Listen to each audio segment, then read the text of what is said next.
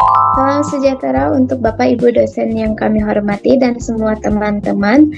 Kami dari kelompok 3 akan mempresentasikan Pancasila sebagai pondasi pendidikan Indonesia dalam pembentukan kepribadian. Baik, selanjutnya saya Nabila dan teman saya. Silakan. Saya Elizabeth Regina. Saya Triana Ramadhani. Saya Widya Rahayu Lestari. Selanjutnya kami akan memaparkan peran Pancasila. Pancasila adalah dasar negara dan ideologi bangsa yang merupakan pondasi filosofi dan ideologi bagi sistem pendidikan nasional dengan tujuan utama membentuk manusia Indonesia yang beriman dan berakhlak mulia, berintegrasi serta menjunjung tinggi semangat persatuan dan keadilan nasional. Berikutnya, peran Pancasila sebagai dasar pendidikan nasional di Indonesia, yaitu harus berpijak pada nilai-nilai Pancasila landasan filosofi pendidikan nasional, yaitu menjiwai dasar filosofi pada sistem pendidikan nasional, pembentukan karakter bangsa, menanamkan nilai jujur, toleransi, cinta tanah air, dan gotong royong. Kurikulum pendidikan diintegrasikan ke dalam kurikulum nasional seperti PPKN, kewarganegaraan, dan lain-lainnya. Dasar etika dan tujuan pendidikan menumbuhkan iman, mengajarkan empati, nasionalisme, demokrasi, keadilan gotong royong, dan peduli kepada sosial. Penguatan ketahanan ideologi berbasis Pancasila menjadi benteng ideologi menghadapi globalisasi.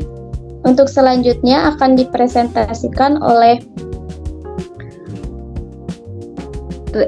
Regina. Di sini saya akan menjelaskan tentang bagaimana nilai-nilai Pancasila dapat membentuk kepribadian peserta didik. Nilai-nilai Pancasila membentuk kepribadian peserta didik yang religius, humanis, cinta tanah air, demokratis, dan adil. Setiap sila menanamkan sikap beriman, menghargai sesama, menjunjung persatuan, bermusyawarah, serta berkeadilan sosial demi tercipta pribadi yang berakhlak dan bertanggung jawab. Di sini juga saya akan menjelaskan tentang nilai-nilai yang memiliki makna pengaruh khusus terhadap karakter seseorang. Sila pertama itu kan ketuhanan Maha Esa, itu mencerminkan kepribadian yang religius, beriman, dan bertakwa kepada Tuhan. Terus ada sila kedua itu kemanusiaan yang adil dan beradab, yaitu mengajarkan terhadap hak asasi manusia, saling menghormati, dan menyayangi sesama.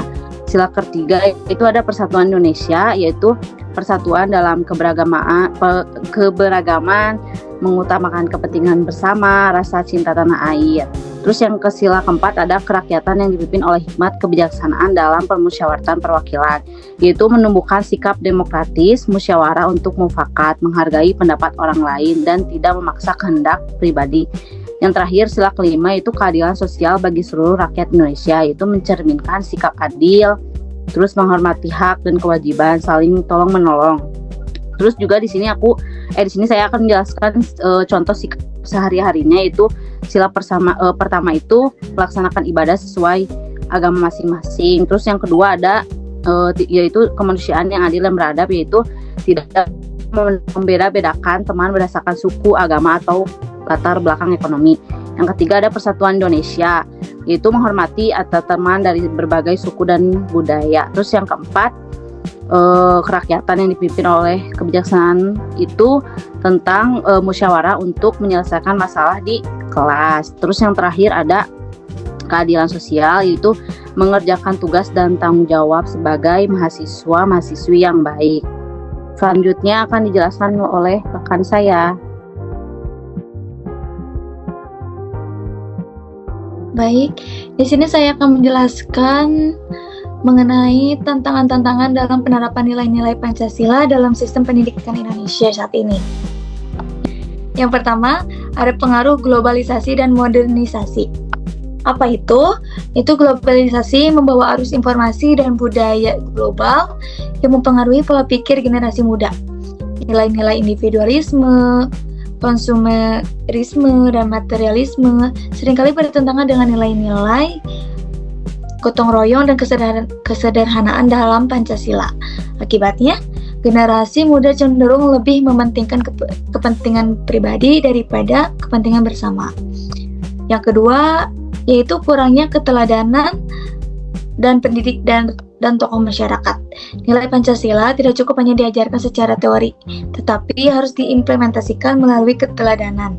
Ketika guru, orang tua, atau pejabat tidak menunjukkan perilaku sesuai nilai-nilai Pancasila, peserta didik kesulitan menjadikannya sebagai pedoman moral. Yang ketiga, ada pembelajaran masih bersifat kognitif.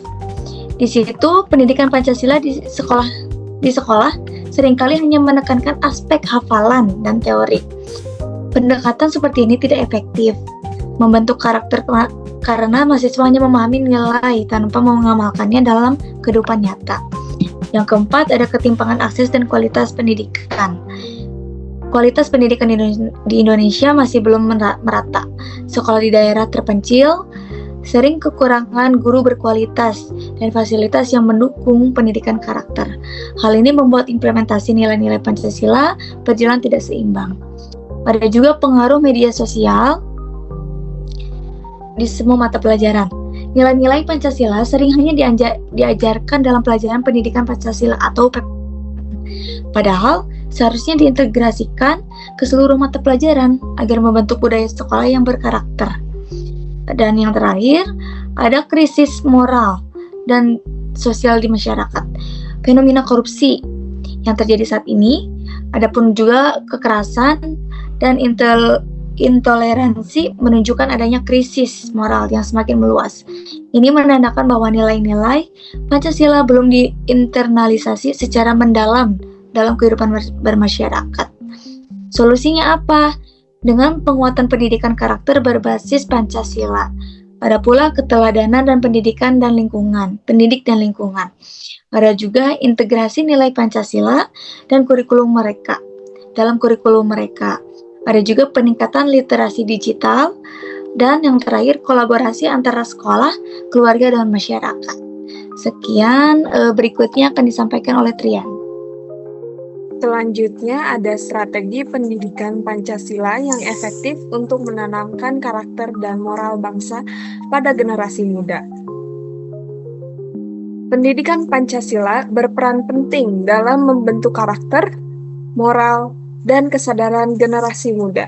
Melalui kurikulum yang inovatif dan partisipatif, nilai-nilai Pancasila diterapkan dalam kehidupan sehari-hari. Strategi utama dalam pendidikan karakter pada generasi muda yaitu 1. Menanamkan nilai kejujuran dan kemanusiaan.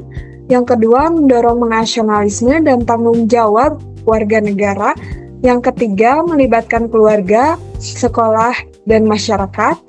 Dan yang terakhir, mewujudkan generasi berkarakter, nasionalis, dan berakhlak mulia.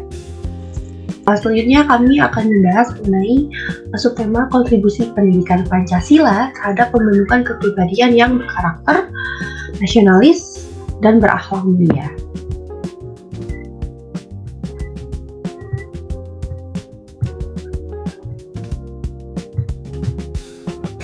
Nah, pendidikan Pancasila ini menanamkan nilai keimanan, kemanusiaan, persatuan, demokrasi, dan keadilan sosial.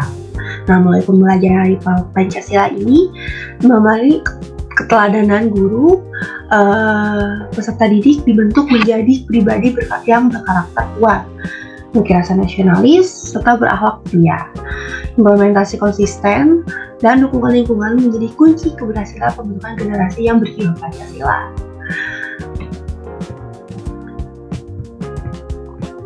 Baik, demikian presentasi dari kelompok 3. Terima kasih atas perhatiannya. Mohon maaf atas kurangnya presentasi dari kami. Atas perhatiannya, kami ucapkan terima kasih. Wassalamualaikum warahmatullahi wabarakatuh.